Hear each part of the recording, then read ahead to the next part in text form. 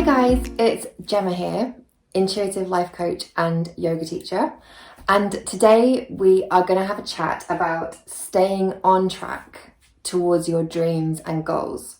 So I've written a blog about this. Have a look on my website, gemmaford.com, and that will give you kind of the overview and it will give you a checklist to follow.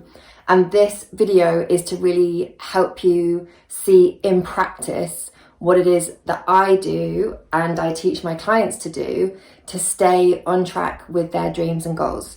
So it's one thing to get yourself set up to create your beautiful dream, to get into the process of manifesting, get into action, get into alignment. But starting out on that journey can be fun and exciting, and we've got a lot of energy. As we all know, life comes in from every angle unexpectedly and often takes us off track, distracts us, refocuses our energy, and it's very, very easy to start out with our beautiful dream that means so much to us and fall off track by being distracted by things, which is completely normal and nothing to feel bad about. But I have developed a way that works really well. It's really practical, but it also involves tapping into our intuitive guidance, as always with me, to help you stay on track with your dreams and goals and help you actually reach your goals and realize your dreams. So let's get going. I've created this bit of outline for you here.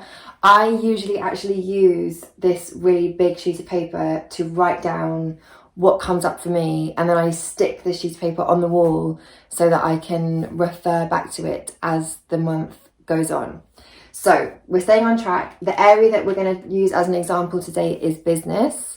If you are doing this, I sit down once a month, create an hour or two to spend some time doing this planning, this heart-centered setting intentions, creating an aligned action plan. I would have all the areas of my life that are important to me, usually about 3, and I would work through them all. But today we're just going to focus on business so that we don't spend hours doing it together.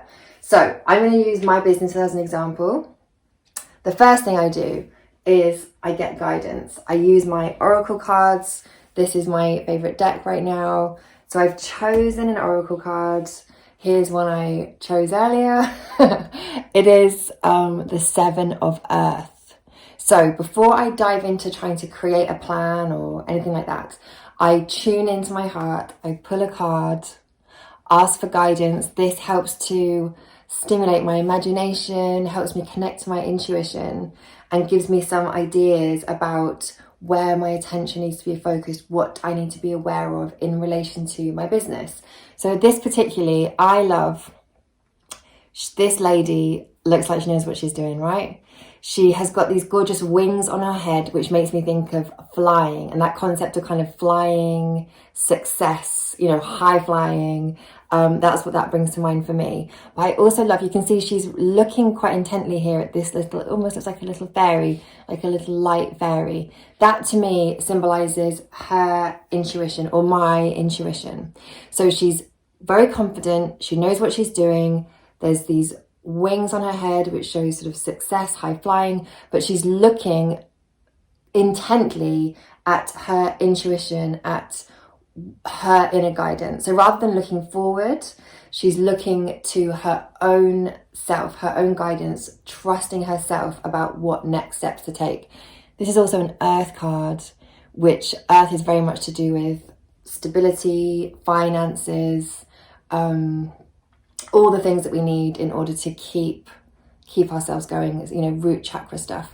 So that's perfect. This tunes perfectly into my question about business, about career, about finances, and gives me some ideas. So what I would do now is I would write those little nuggets of wisdom that my intuition has helped me receive through the cards, and I would make a note of it here so that I could stick it up on the wall and remember as the month goes on.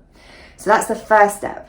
And it's really important to do that first before your mind has a chance to dive in with the linear thinking and create a plan that is maybe a little bit restrictive or constrained or lacks the real kind of insight and magic and depth that we can get from our guidance being our first port of call. So there we go, moving on. The next thing I like to do is have a think about, like, review the month that's just gone past. What worked, what didn't work. So that can be practical as well as personal. So for example, perhaps your schedule didn't work so well, perhaps it was too busy, perhaps you need to take some things out. In your personal life, again, things can work and not work. Maybe you are not getting up early enough to get stuff done. Maybe you're not getting enough exercise. Maybe you're not getting enough sleep.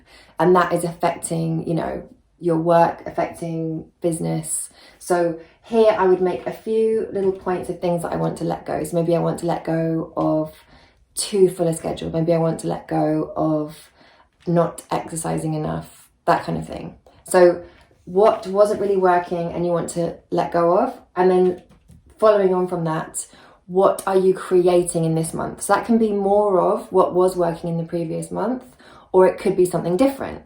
So for example, if sleep was an issue, maybe you're creating an earlier bedtime or a really lovely bedtime routine that makes you kind of want to walk up the stairs and do those lovely self-care things before you jump into bed and have a lovely evening. In terms of practically relating it back to the business, that can be perhaps creating some more opportunities, creating some more sales opportunities, whatever it would mean for you in your life and your business, let's say. So we've got guidance, we've got what are we letting go of as we review the previous month, and then we've got what are we creating as we move into this month. So now we get a little bit more practical over here, and this is where we write down exactly what it is that we are committing to. So first of all, I put here rituals and promises. Now this depends on how you work your life. So I have, during the week, especially in regards to my business, I have a very clear schedule of when I get up, when I do my meditation, when I do my exercise, when I eat my breakfast, and then the hours that I work and what I do in various different times. So this would be part of my rituals and part of my schedule. I would make that really clear here. So that's what I've committed to. It could also be promises to yourself. So it's really important. So for me, my program, my rituals are my promises to myself. It might be something else. So if there's something really important that's going on for you, let's say, for example, if we're going to keep it in terms of business, let's say building your business is what you're really focused on right now. So a promise to yourself might be to prioritize the revenue or sales opportunities that come in every single day as the first thing you do. So you might write that down there. First thing I do is half an hour of sales activity, whatever that might be for you. So that's that section, and it's written down in black and white or red or whatever color you like. And then the last part is what are the things that you are going to achieve this month. And I like to make them really achievable. So we've got the big dream. So we've got, say, for example, the big business dream. Maybe it's to work for yourself. Maybe it's to have a business that makes X amount of revenue, or to be in service of this particular community. So that's all great. Those are the big dreams, and that's what we're working towards. But this particular month, what are the goals that you're committing to that are achievable within this month? So let's say, for example, if you're learning about a particular aspect of your business, completing your learning on that this month. I will know how to, for example, set up a Facebook ads funnel by the end of this month. So goals that are achievable. I will write that blog by the end of this month. I will, all these smaller achievable goals that you can keep on your wall and referring to keep you on track.